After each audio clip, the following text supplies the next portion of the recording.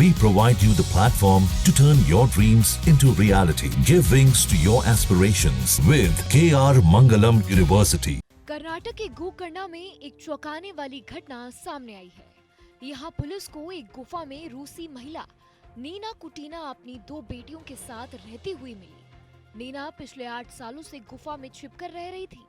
जब पुलिस ने 9 जुलाई को इलाके में गश्त की तो उन्हें ये महिला और उसकी 2 छोटी बच्चियां जंगल में एक गुफा में मिली। एक बेटी की उम्र 6 साल है और दूसरी की 4 साल। नीना से जब पूछताछ की गई कि वो कौन है और उसके बच्चों के पिता कौन है, तो शुरुआत में उन्होंने कुछ बताने से इनकार कर दिया, लेकिन बाद में जब काउंसलर से उसने बातचीत की तो उसने बताया कि वह एक इजरायली कारोबारी के साथ रिश्ते में थी।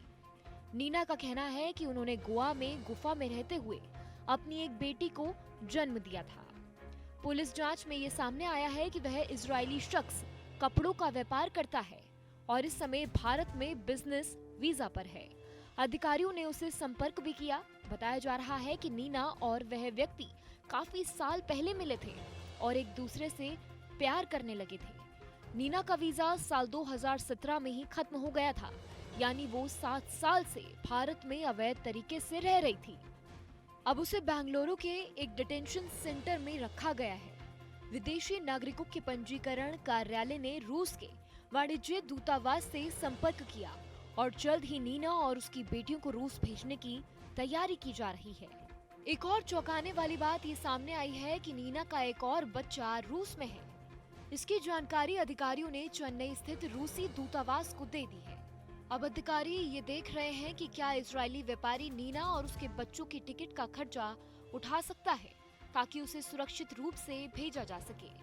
नीना ने यह भी बताया है कि वह गोकर्णा के जंगल में किसी आध्यात्मिक साधना के लिए नहीं आई थी, बल्कि वह अपनी बेटियों को एक शांत, प्राकृतिक और स्वास्थ्य जीवन देना चाहती थी।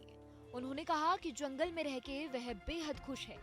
वे झरनों में नहाते हैं, खुले आसमान के नीचे सोते हैं और प्राकृतिक के साथ रहते हैं। नीना ने यह भी कहा कि वह और उसकी बेटियां इस जंगल की जिंदगी के लिए तैयार थी। हम मर नहीं रहे थे। मैं अपनी बेटियों को मारने नहीं लाई थी। वो बेहद खुश थी। पहली बार उन्होंने डॉक्टर और अस्पताल देखे, ऐसा नीना ने कहा। अब प्रशासन नीना की कानूनी प्रक्रिया पूरी करके उन्हें और उनकी बेटियों को रूस भेजने की तैयारी में जुटा हुआ है।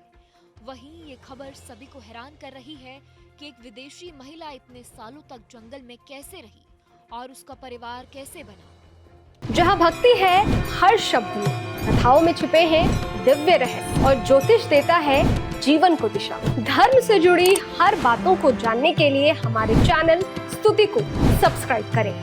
चैनल पर जाने के लिए इस लिंक पर क्लिक करें।